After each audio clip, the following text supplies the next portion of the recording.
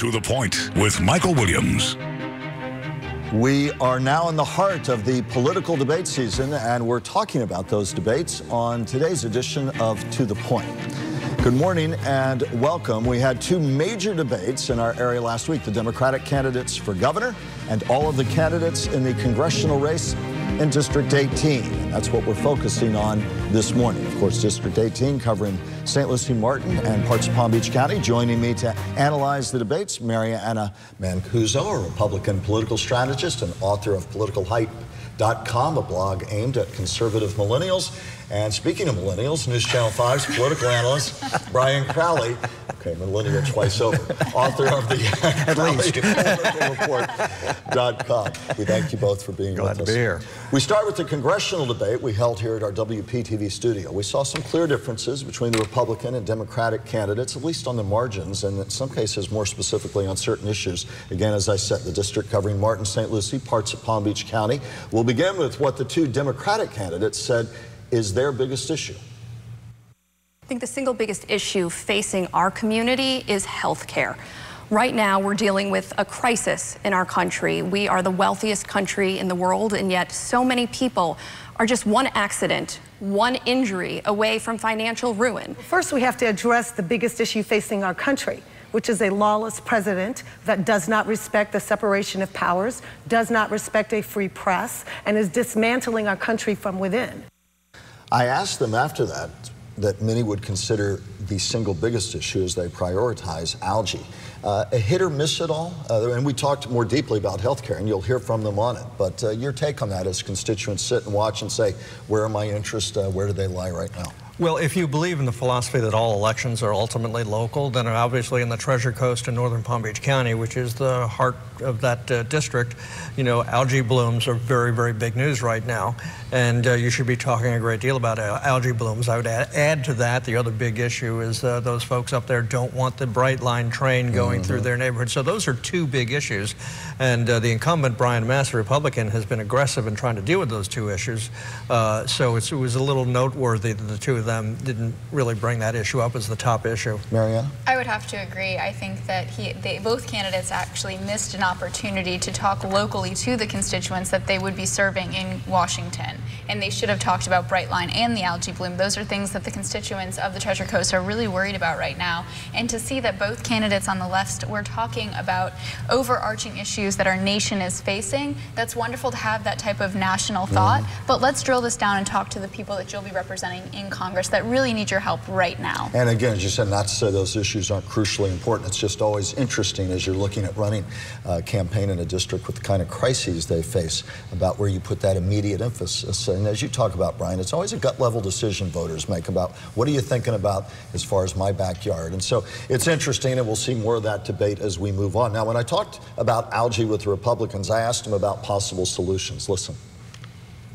We could ask companies to come forward with their technology to vacuum the algae. And Brian Mast is going on the district trying to shift the blame on this, but he's the incumbent, so he should be accountable on this. Now, the things that we've done to address this in the long term, fully funding the dike around Lake Okeechobee. This just came through, about $560 million to bring that to completion, probably about 2 years sooner than what it would otherwise be completed. I wrote the amendment to authorize the southern reservoir south of Lake Okeechobee. That went through the Water Resources and Development Act. I wrote the amendment to go out there and say we need to redo the Lake Okeechobee regulation schedule. I would immediately implement what are referred to as geotubes, which is a high-tech, low-cost solution that filters the water. We could get these in place within a matter of days, and we could catch the green algae in the tubes, and then as the water passes through on the backside, it would be clean. Now, when it came to the Democrats, they basically said the Republicans in power in the state and federal governments have failed to solve the problem. crisis with respect to our environment right now. And frankly, what we've seen out of Republican leadership with respect to the algae crisis is too little, too late. I, for one, am sick and tired of listening to people talk about cleaning up algae crises instead of preventing them from occurring in the first place. The thing is, we keep this a local issue. We spend a lot of time convincing ourselves locally why it is that we need to take care of this. But the appropriations process is controlled by people in Congress who don't live here and don't pay attention to our problems. So we spend tens of millions of dollars convincing all Americans to come to Florida for tourism, but we don't spend money convincing Americans to vote to appropriate the infrastructure we need to keep these blooms from happening in the first place.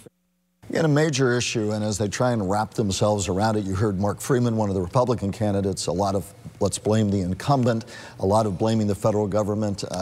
Pam Keith repeatedly went back to that theme, the problems with Washington. You need somebody like me there to help clean it up. It's a huge issue. You can't cover it in 10 hours of debate, much less one, but your sense of how they'll try and maneuver around an issue that's going to be so crucial to how people ultimately decide to vote this fall.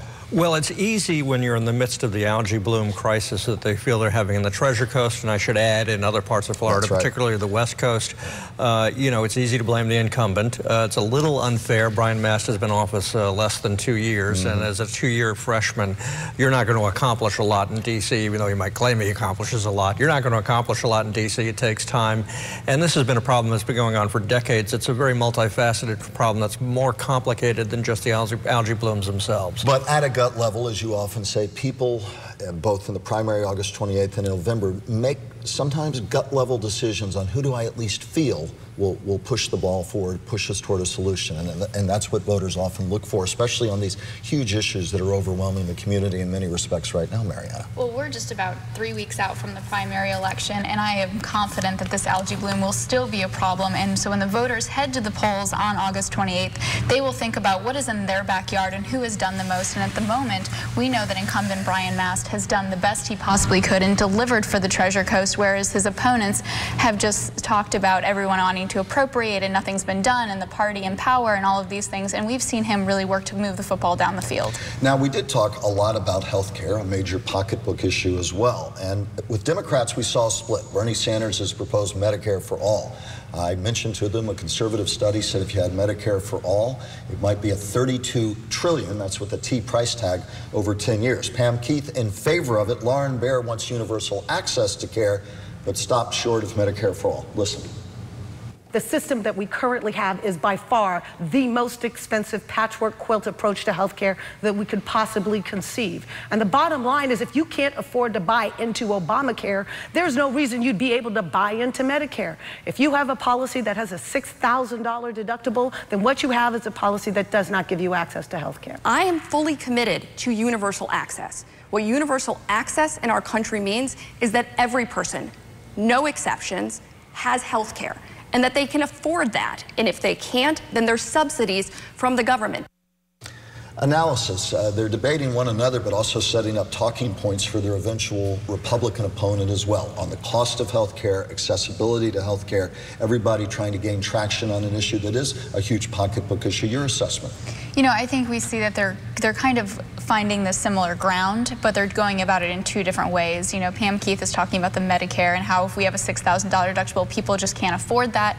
And then we see that her opponent is talking about how if we have a universal system and everybody can receive government subsidies. I think these are all great. I think before making a judgment, we really need to understand what is their process to get to this? How do we solve this problem? And I think that we're going to see more, hopefully, in the coming weeks before we head to the primaries. And though pressed, it's entitlements are the biggest part of the federal budget, and while health care, everybody considers justifiably so a need for all Americans, the price tag component of that, fairly or unfairly, depending on what point of view you have, is going to be a big part of that. Most of them did not talk directly, even when asked about national debt and how you fit that piece into the conversation. Brian, I want you to listen to what the Republicans said. Brian Mast has been criticized for his vote to repeal the Affordable Care Act. It ended up failing, did not happen. But listen to what the Republicans had to say about their prescriptions. Then we'd like Brian's We need to give people the option to buy what they want based upon their lifestyle, based upon their resources, based upon what they need, based upon family history. Let people have the options to run their own life, especially when it comes to health care. We had the greatest health care system in the world. We had Medicare and Medicaid for the old and for the poor. We had the VA system for our veterans, and we had almost all Americans covered. I think we need to go back to that original system, but we need to make a few adjustments. We need to deliver the present-day technology to all Americans, because I believe all Americans deserve health care. But we need to curb the expensive new technology, both pharmacology and devices, that we're bringing online. Tough issues to wrap our heads around at home. They're so involved, so deep, so much impact all our lives and pocketbooks. But Brian, your sense of that as an issue now and moving forward? Well, I mean, I think Democrats continue to try to make a case that, as Bernie Sanders has pushed very hard, that there should be Medicare for all. Democrats have some credibility problems since Obamacare was handled so poorly by the Obama administration and by the Democratic Party when they were in charge. Republicans have a credibility problem with this issue because they came into office with Donald Trump saying they were going to fix health care. They have not, and they don't really have any proposals on the table that are going anywhere. So health care remains an issue that's largely run by insurance companies, and nobody's taking any credit for it. Mariana? I would have to agree. I mean, look, the Republicans came in, they had this great speech of we're going to repeal Obamacare, we need to repeal this, and everyone thought that was a great battle cry. But what happens after you repeal it? And the fact of the matter is they had 7 years of Democrat control for the Republicans to get on the same page, find the right solution to this, and nobody did any of that. All they wanted to do was beat the drum on repealing Obamacare, and there's been nothing to put in its place. So if we repeal it, you know, the bottom falls out. I want to move on to the gun issue. After Parkland, a tragedy that has so consumed us and that heavy hearts really now and forever after what happened at Parkland. Guns, Parkland students said afterwards they were going to coalesce around that issue and make sure others did in Florida. We talked about guns. The other major issue, Republicans, Congress en masse right after Parkland, New York Times editorial calling for a ban on semi-automatic assault weapons. His two Republican opponents disagreed. Let's listen. The 1994 Bill Clinton signed the Assault Weapons Ban Act, and this was also not only different classes of firearms, but it was also high-capacity magazines. It failed at its purpose. We had Columbine, we had the DC snipers, we had the Bank of America Hollywood shootout, and these kinds of things. So clearly it didn't work. The Second Amendment is the amendment that reinforces all other amendments. It means that people have rights to bear arms and protect themselves, as I said, against tyranny and against criminals. And I think when Brian said these things and wrote that article, he betrayed the conservative base. And the one thing that I can tell people is these firearms weren't put in my hands in combat to say, we hope this just gets you by. They were put in my hands to say, this is the most lethal thing that we can put in your hands to make sure you can go out there and eliminate our enemies. Well, Democrats, meanwhile, called for a ban on assault weapons. They went on to say what kind of gun legislation they support. And so what I'm advocating is that every gun owner carry liability insurance, just like every driver carries liability insurance. It's not something you want to do, but it's what you owe to everybody around you to mitigate the risk.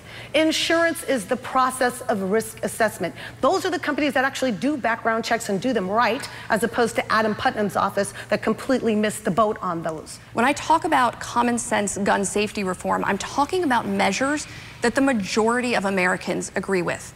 Things like universal background checks, keeping guns out of the hands of the mentally ill and domestic abusers, ensuring that we don't allow dangerous concealed carry reciprocity laws to go on the books, which will allow individuals to carry concealed weapons in from out of state. Post-Parkland, talk about the gun issue and how much of a driver of voting it will be. I think that that's one of the great mysteries of this campaign. There was a lot of fervor immediately after the Parkland shooting. A lot of the kids and their parents and supporters seemed like they were going to be very, very politically active, but we still don't know whether or not that's going to translate in August in the primaries or in November in the general election, because you know, if you want to succeed in changing things, you have to really, really work it. And frankly, I don't hear as much about the Parkland folks as I did just a month or so ago. Be an interesting barometer on whether it cost Congressman Mast some votes for his call for a ban on semi-automatic assault-type weapons. Your take, Marianne? Well, I don't think that it should cost him a re-election. I think that he was absolutely correct in that call for ban. I think when we talk about how is the gun issue going to move the needle in this election, Brian's right. We haven't heard much since the Parkland shooting has kind of died down in momentum. And I think that that's because those families are working to work through their grief, and the people that were affected are working through and handling that. However, they will not forget on August 28th or again in the general in November to show up and vote. And if they each tell collectively 5 people, that could really have an overwhelming landslide for some person in this election. Thank you for your thoughts. And when we come back, the Democrats go after the front runner. That and much more on the Democratic gubernatorial debate when we come back.